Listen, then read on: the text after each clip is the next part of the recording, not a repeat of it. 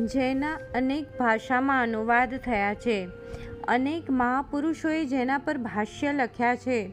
તેવો માનવીય જીવનને માર્ગદર્શન કરતો ગ્રંથ શ્રીમદ્ ભગવદ્ ગીતાને આપણે આપણી શક્તિ અને મતિ અનુસાર સમજવાનો પ્રયત્ન કરી રહ્યા છે. ગીતા એ કોઈ ધર્મગ્રંથ નથી, પણ જીવન ગ્રંથ છે. આજના કાળની સમસ્યાઓનું સોલ્યુશન ગીતામાંથી મળી રહે તે રીતનું ક્રમબદ્ધ, લયબદ્ધ અને બુદ્ધિયુક્ત વિવેચન ભગવાન શ્રી કૃષ્ણએ અહીં કરેલું છે. ગીતાના પ્રત્યેક અધ્યાયના નામ પણ તેમાં રહેલ વિષય વસ્તુનો ખ્યાલ આપે છે. પ્રથમ અધ્યાય અર્જુન વિષાદ યોગમાં યુદ્ધ માટે રણાંગણમાં આવતો અર્જુન સ્વજનોને જોઈને મોહાસક્ત બને છે. યુદ્ધ ન કરવાના બુદ્ધિપૂર્વક કારણો જણાવે છે. યુદ્ધથી પલાયનવાદની તરફેણ કરતો વિષાદયુક્ત અર્જુન અહીં પ્રથમ અધ્યાયમાં આપણને જોવા મળ્યો. બીજા અધ્યાય સાંખ્ય યોગમાં ભગવાન અર્જુનને જીવનનું તત્વજ્ઞાન સાંખ્યનું દર્શન કરાવે છે. શિષ્યસ્તેહમ સાધિ મામ ત્વામ પ્રપન્નમ એવું કહી ભગવાનનું શિષ્યત્વ સ્વીકારનાર અર્જુનને હવે માત્ર આ યુદ્ધ માટે નહીં, પણ તેના સમગ્ર જીવનને નવો આયામ ભગવાન આપે છે. જાતસ્ય હિ ધ્રુવો મૃત્યુ ધ્રુવમ જન્મ મૃતસ્ય ચ. મૃત્યુ એ સૃષ્ટિનું અટલ સત્ય છે. વાંસાંસી જીર્ણાની યથા વિહાય નવાની ગૃહણાતી નરોપરાણી. આ દ્વારા મૃત્યુ એટલે કપડાં બદલવા જેટલી સહજ સ્થિતિ છે. અહીંયા ભગવાન અર્જુનનો મૃત્યુનો ડર દૂર કરે છે.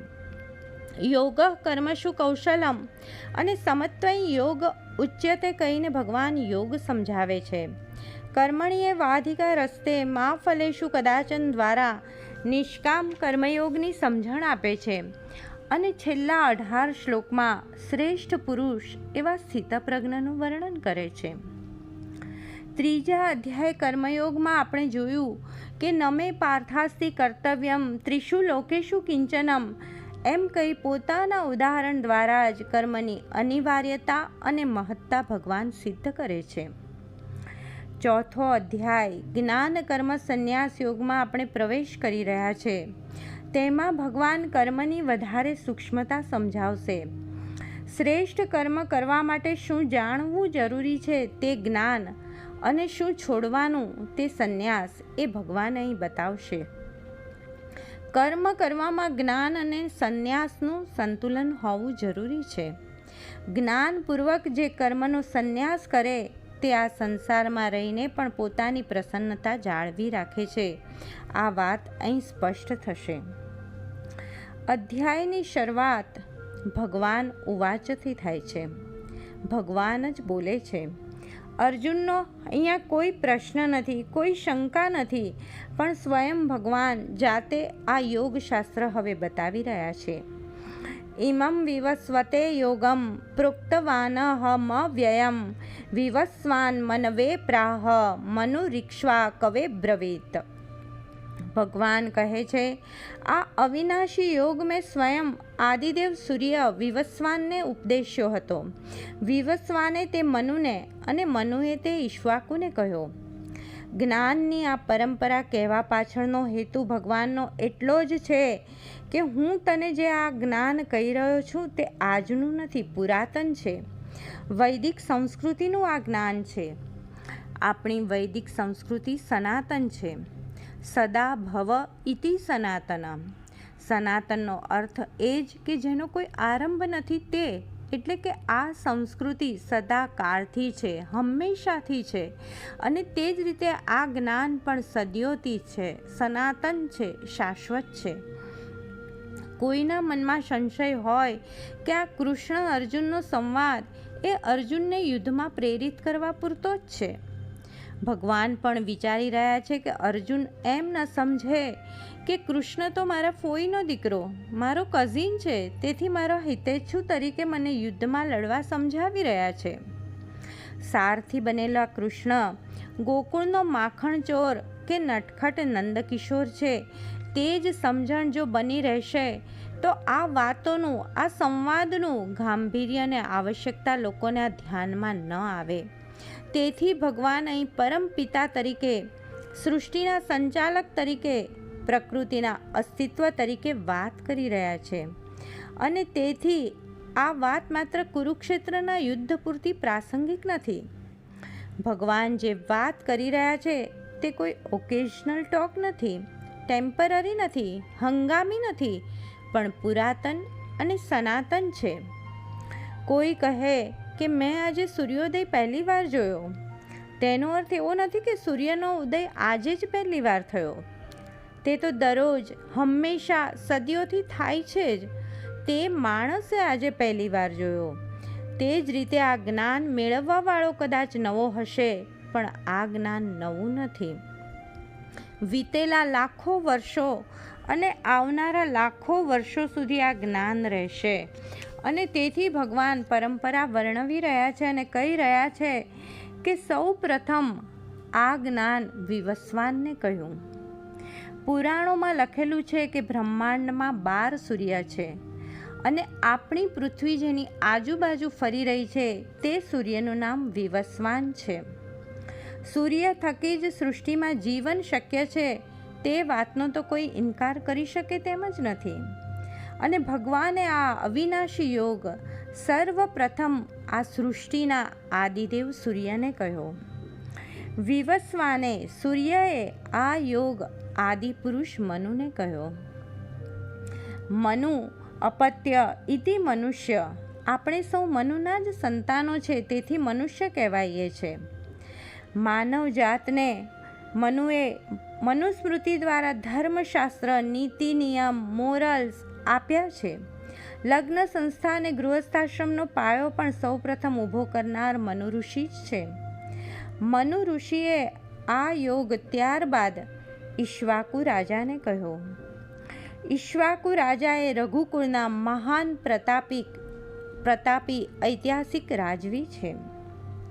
વિવસ્વાન આદિદેવ સૂર્ય, મનુ આદિ પુરુષ આ સૃષ્ટિનો અને ઈક્ષ્વાકુ પ્રભાવી રાજવી, આ ત્રણેય ક્ષત્રિય છે અને આ જ્ઞાન મેળવીને યશસ્વી બન્યા. તેથી ભગવાન અર્જુનને કહે છે કે તું પણ ક્ષત્રિય છે, તેથી આ જ્ઞાનનું આચરણ કરી અને તું પણ યશસ્વી બન.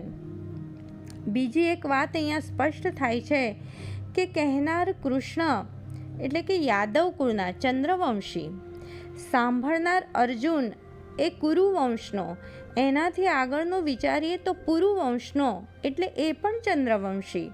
પણ ભગવાન આદર્શ દ્રષ્ટાંત આપે છે સૂર્યવંશીઓનું. કારણ આપણી ભારતીય સંસ્કૃતિ અંધકારથી પ્રકાશ તરફની ગતિ બતાવે છે. અસતોમાં સતગમય, તમસોમાં જ્યોતિર્ગમય. તેથી ભગવાન સૂર્યવંશી રાજાઓની પરંપરા અહીંયા બતાવી રહ્યા છે. ડૉક્ટર કોઈ દર્દીને કહે કે હું તારું આજે ઓપરેશન કરવાનો છું, તે મારું પહેલું જ ઓપરેશન છે અને તું તો મારો પહેલો જ દર્દી છે, તો પેશન્ટની શું હાલત થાય. પણ ડૉક્ટર એના બદલે દર્દીને દિલાસો આપતા એમ કહે કે આવા તો મેં આ પહેલાં ઘણા જ ઓપરેશન કર્યા છે, તો દર્દીને પણ ડૉક્ટર પર વિશ્વાસ બેસે. અર્જુનને પણ ભગવાન પર વિશ્વાસ બેસે.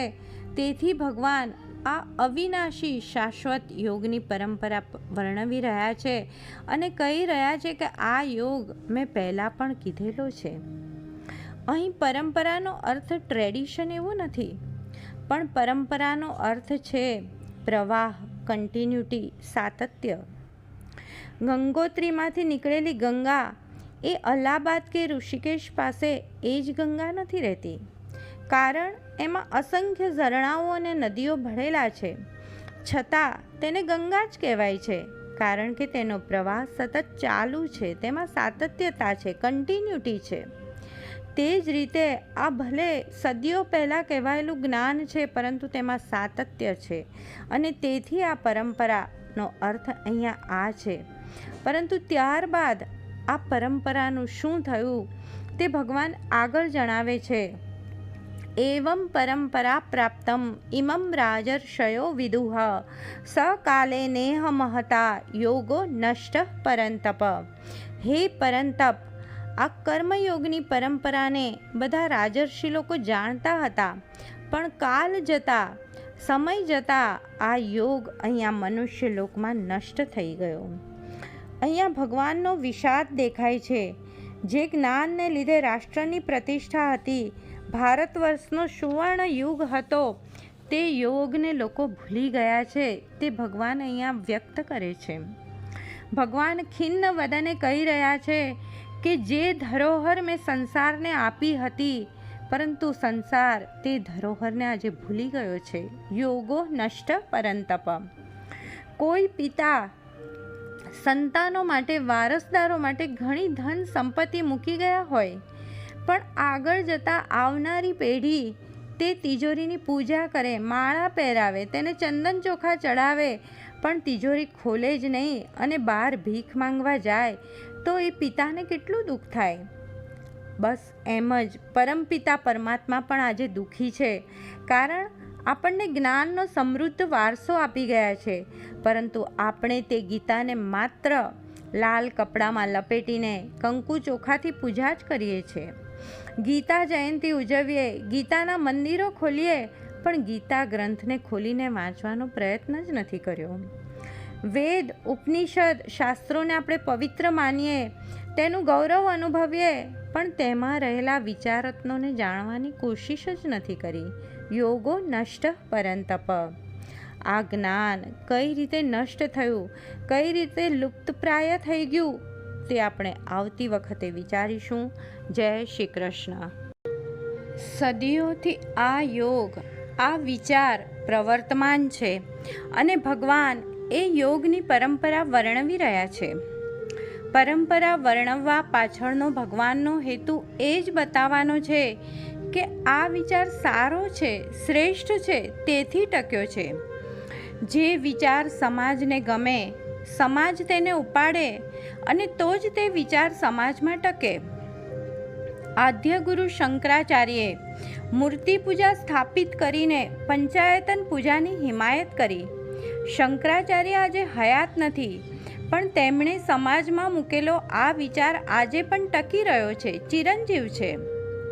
મહાવીર સ્વામીએ દયા અને અહિંસાની વાતો કરી, તો સમાજમાં એ વાતો નીતિમત્તા બનીને સ્થિર થયેલ દેખાય છે. ટૂંકમાં વિચારમાં જો શક્તિ હોય તો જ વિચાર ચિરકાળ સુધી ટકી શકે છે.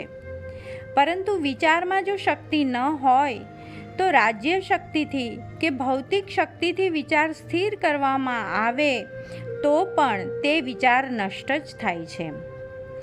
ઔરંગઝેબે સત્તા અને સૈન્યના જોરે મંદિરોમાં રહેલી મૂર્તિઓનું ખંડન કરાવ્યું. મૂર્તિ એ એક તૂત છે, આ વિચાર સમાજમાં સ્થાપિત કરવાનો પ્રયત્ન કર્યો, પણ તે વિચાર સિદ્ધાંતમાં પરિણમ્યો નહીં અને આજે પણ એની સામે આપણી મૂર્તિ પૂજા અડીખમ ઊભી છે. જર્મનીમાં નાઝીવાદની તરફેણમાં હિટલરે સામ્યવાદ અને મૂડીવાદની સામે પ્રશ્નો ઊભા કર્યા. આજે હિટલરના એ સિદ્ધાંતોને કોઈ યાદ પણ નથી કરતું. ફ્રાન્સમાં 1789માં ઇક્વાલિટી, ફ્રેટર્નિટી અને લિબર્ટીની વાતો કરવામાં આવી, પણ સમય જતાં સમતા, સ્વતંત્રતા અને બંધુતાના એ સિદ્ધાંતો માત્ર સિક્કા અને સ્ટેમ્પ ઉપર જ રહી ગયા. અહીં ભગવાન જે યોગ કહી રહ્યા છે તે પુરાતન છે. પુરાતન એટલે પુરાણ એવમ નૂતન, જે પ્રાચીન પણ છે અને નૂતન અર્વાચીન પણ છે. આવો આ યોગ અહીં અત્યારે આ કાળમાં નષ્ટ થઈ રહ્યો છે, તેમ ભગવાન અર્જુનને જણાવી રહ્યા છે. આ લોકમાં તે નષ્ટ થઈ રહ્યો છે, તેનો અર્થ તે સંપૂર્ણ નષ્ટ નથી થયો. જેમ કે અહીંયા સૂર્યનો અસ્ત થાય, તેનો અર્થ એ નથી કે સૂર્ય નથી, બીજી જગ્યાએ, બીજા સ્થળે સૂર્ય છે, માત્ર અહીં તે દેખાતો નથી, કારણ પૃથ્વી તેનાથી દૂર થઈ ગઈ છે, ઊંધી દિશામાં આવી ગઈ છે, તેથી સૂર્ય નથી દેખાતો. તે જ રીતે આ વિચાર પૂરેપૂરો નષ્ટ નથી થયો. વિચારમાં ખામી નથી, પણ આ લોકના વાતાવરણમાં ખામી છે, તેથી આ યોગ અહીંયા નષ્ટ થઈ રહ્યો છે, તેમ ભગવાન જણાવી રહ્યા છે. ભગવાને જણાવ્યું કે આ યોગ સૂર્યવંશના રાજર્ષિ વિવસ્વાન, મનુ અને ઈક્ષ્વાકુને આપ્યો હતો. રાજર્ષિ એટલે રાજા અને ઋષિના ગુણો જે ધરાવે તે. રાજાનો અર્થ પ્રજા પર શાસન કરવું તે જ માત્ર નથી. રંજયતે ઇતિ રાજા, રંજન કરે તે રાજા, જે પ્રજાને સુખમાં આનંદમાં રાખે તે રાજા કહેવાય. રાજયતે ઇતિ રાજા, જે શોભે છે તે રાજા. રાજા પરાક્રમ અને સામર્થ્યથી શોભતો હોવો જોઈએ. બહારના શત્રુઓથી તો પ્રજાનું રક્ષણ કરે, સાથે સાથે બુદ્ધિ અને જ્ઞાનથી પરિપક્વ બની પ્રજાના હિતાર્થે નિર્ણય કરી રાષ્ટ્રને સુંદર અને વિકસિત બનાવે તે રાજા કહેવાય. ઋષિ એટલે ઋષતિ ગચ્છતિ સંસાર પારમ, જે દૂરનું જોઈ શકે તે ઋષિ, જે માત્ર વર્તમાનનો વિચાર ન કરે પણ પોતાની સાથેના પ્રત્યેક વ્યક્તિનો વિકાસ કરી તેને ઉજ્જવળ ભવિષ્ય તરફ લઈ જાય તે ઋષિ. ભગવાન જણાવી રહ્યા છે કે આવા રાજર્ષિઓના હાથમાં આ યોગ હતો, તેથી તેમણે આ વિચારને, આ યોગને સાચવ્યો. પણ સમય જતાં આવા રાજર્ષિ વૃત્તિના લોકો રહ્યા નહીં. વેદોને સાચવનાર, આ વિચારને આચારમાં લાવનાર વર્ગ રહ્યો નહીં, અને તેથી યોગો નષ્ટ પરંતપ.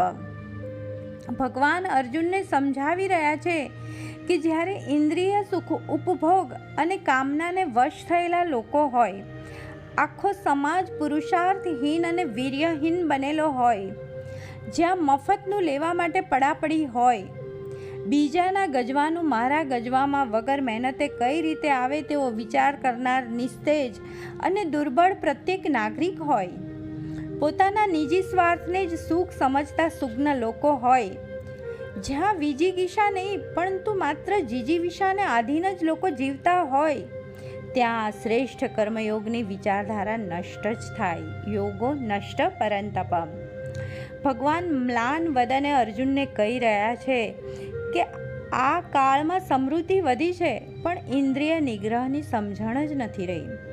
ભોગવાદી અને અનઅધિકારી એવા દુર્યોધન, કંસ, જરાસંઘ, કાલયવન, નરકાસુર, શિશુપાલ પાસે સત્તા છે, અને તેથી આ યોગ નષ્ટ થઈ રહ્યો છે.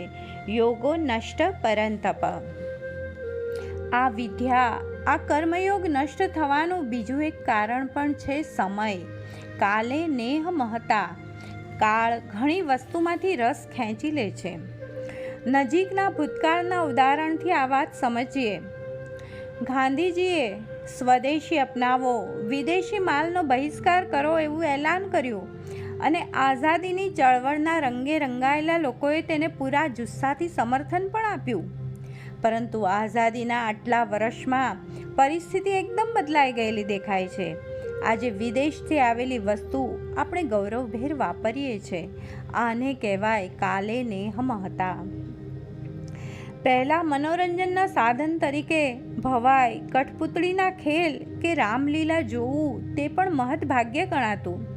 ત્યારબાદ દૂરદર્શન આવ્યું. અઠવાડિયે એકવાર આવતા છાયાગીત અને રવિવારે આવતી ફિલ્મ જોવાનો રોમાંચ રહેતો. પણ આજે ભવાઈનું ભવિષ્ય અંધકારમાં છે. રામલીલા જોવાનો ઉત્સાહ મંદ અને બંધ થઈ ગયો, અને બીજી ઢગલો પ્રાઇવેટ ચેનલોની લાઇનમાં દૂરદર્શનની ચેનલ ટીવી પર આવે છે તે પણ આપણે લોકો ભૂલી ગયા. સમયના પ્રવાહમાં ઘણી વાતો નષ્ટ થતી જ જાય છે. કાલે નેહ મહતા. ભગવાનનો આ જ વિષાદ છે, ખિન્નતા છે, અને તેથી તેઓ અર્જુનને પરંતપ કહીને હાક મારે છે અને આ સમજાવે છે. મહર્ષિ વ્યાસ મુનિની કલમની ખૂબી અહીંયા આપણને દેખાય છે. ગીતામાં એકે એક શબ્દનું આગવું મહત્વ છે. ભગવાન શ્રી કૃષ્ણ અને અર્જુન માટે વપરાયેલ પ્રત્યેક સંબોધન આ સંવાદને, તત્કાલીન સંજોગને સમજવામાં આપણને મદદરૂપ બને છે. ભગવાન અહીં અર્જુનને પરંતપ કહે છે. પરાન તપ્યંતે ઇતિ પરંતપ, જે શત્રુઓને તપાવે તે પરંતપ. ભગવાન અર્જુનને પરંતપ દ્વારા કહી રહ્યા છે કે તું તારા આંતરિક શત્રુ કામના અને મોહ જે તને તારા સ્વધર્મથી દૂર કરી રહ્યા છે તેને તું મહાત કરી શકે છે. અને દુર્યોધન, જરાસંઘ, શકુની જેવા અધાર્મિક અને ભોગલંપટ બાહ્ય શત્રુને પણ તું હરાવી શકે તેવો મહાન યોદ્ધા છે. ભગવાન અર્જુનને આ યોગ વર્ણવી રહ્યા છે તે જણાવતા કહે છે કે સ એવાયમ મયા તેધ્ય યોગ પ્રોક્ત પુરાતન ભક્તોસી મે સખા ચેતી રહસ્યમ હેતદુત્તમમ. તું મારો ભક્ત અને સખા છે એટલા માટે પહેલાં કહેલો તે જ યોગ આજે હું તને કહી રહ્યો છું. ભગવાન અર્જુનને કહી રહ્યા છે કે તું મારો ભક્ત અને મારો સખા છે. આપણે વિચારીએ કે ભગવાનના તો ઘણા ભક્ત છે, આપણે પણ આપણી જાતને ભગવાનના ભક્ત જ ગણાવીએ છીએ ને. છતાં અહીંયા ભગવાન અર્જુનને જ શા માટે પોતાનો ભક્ત ગણાવી રહ્યા છે? તેનું કારણ કે ભક્તની જે મુખ્ય ક્વોલિટી છે તે છે સમર્પણ, અને તે અર્જુનમાં છે.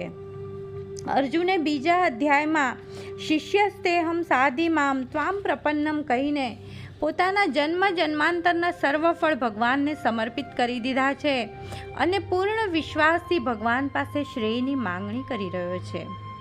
અને તેથી ભગવાન અર્જુનને પોતાના પ્રિય ભક્ત તરીકે વર્ણવે છે અને કહે છે કે મને તારા પર પૂર્ણ શ્રદ્ધા છે, એટલે આ સિદ્ધાંત, આ યોગ હું તને કહી રહ્યો છું. ભગવાન અર્જુનને સખા પણ ગણે છે. સખા એટલે જે સાથે હોય તે, સુખમાં ને દુઃખમાં, સંપત્તિમાં ને વિપત્તિમાં, આનંદમાં ને શોકમાં, તે સાચો મિત્ર, તે સાચો સખા કહેવાય. ભગવાન અત્યારે ખિન્ન છે, વ્યથિત છે, અને પરાક્રમી અર્જુન પર તેમને પૂર્ણ વિશ્વાસ છે કે ધર્મ સંસ્થાપનાનું કાર્ય, આર્ય સંસ્કૃતિના ઉત્થાનનું કાર્ય અર્જુનથી જ સંપન્ન થશે. અને તેથી આજે નિશસ્ત્ર ભગવાન સખા કહી અર્જુનને શસ્ત્ર ઉપાડવા માટે આ કર્મયોગ કહી રહ્યા છે. આ સાંભળીને અર્જુનના મનમાં એક શંકા ઊભી થઈ રહી છે. એ શું શંકા છે અને ભગવાન તેને કઈ રીતે નિવારણ કરી રહ્યા છે તે આપણે આવતી વખતે જોઈશું. જય શ્રી કૃષ્ણ.